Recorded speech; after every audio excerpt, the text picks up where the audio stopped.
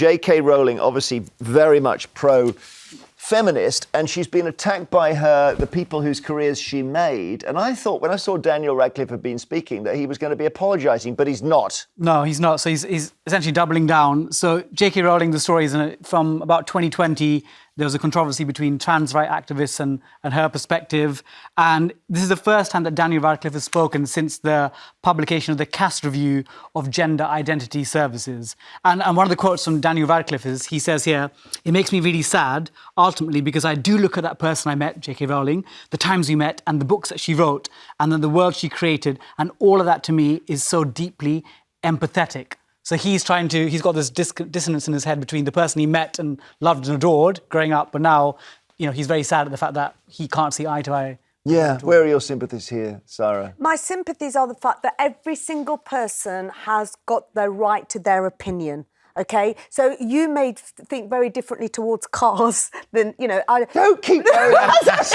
Take that out of your head. Take out my head. Take my bicycle's name out of your mouth. What I'm trying to say is that you and I have a great friendship. Yes. And we have difference of opinion, and you're good to me, and et cetera, and that's what I base my relationship on. We can have a difference of opinion, but we can get on. So that's my opinion on it. But if I suddenly said to you, I think,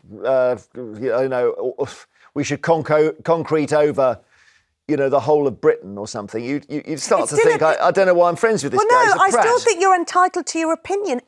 We have to have opinions. Okay. And we have to have good debate, because I will probably learn something from the fact that you don't agree with me, etc. That's where debate and critical thinking all comes into it. You get a grounded, more full perspective. I don't know, that sounds almost too wise, because I think most of us, just once we start disagreeing with somebody... people want to hear that, do they? We don't like people who don't agree with us. What do you think of the J.K. Rowling thing? Yeah, I mean, I think I was seeing that Daniel Radcliffe, like you said, you thought he was just going to agree, right? Just apologise to her.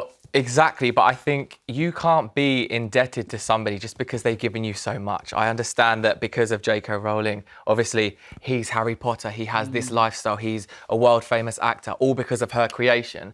But it comes to what you believe in, and if we're going to be true to ourselves and what we have to stand up for that and fight for what we believe is right against loved ones, which is even harder. Yeah. Well, maybe you're right. Yeah. J.K. Rowling clearly believes that if you're born in a male body, you can never be a woman. And Daniel Radcliffe clearly believes that if you feel that your correct gender is female, your body doesn't really matter and you can transition. And those, I don't know whether that's about opinion or fact. Yeah. This is the thing that confuses me. I think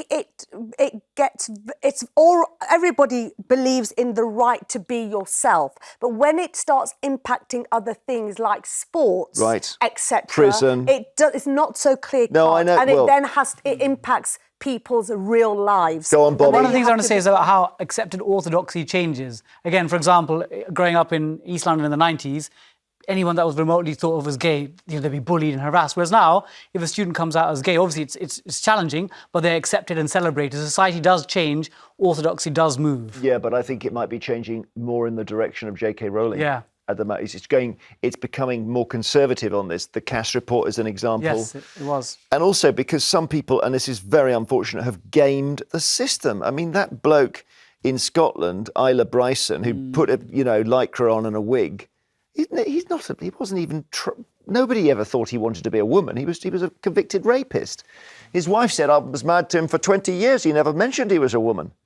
And that's really wrecked the whole thing. Yeah, and I think, it's very difficult because when you have somebody who is trans and, it's their feelings and stuff, the whole debate is then, headlined by these sort of extreme views and experiences. Sport, and prison. the real person that's going through this journey is that so true. They're targeted, and that's really sad. I've got a very good trans friend, and she doesn't get involved in any of this stuff. Just wants to live her life, Same. Maybe the same person.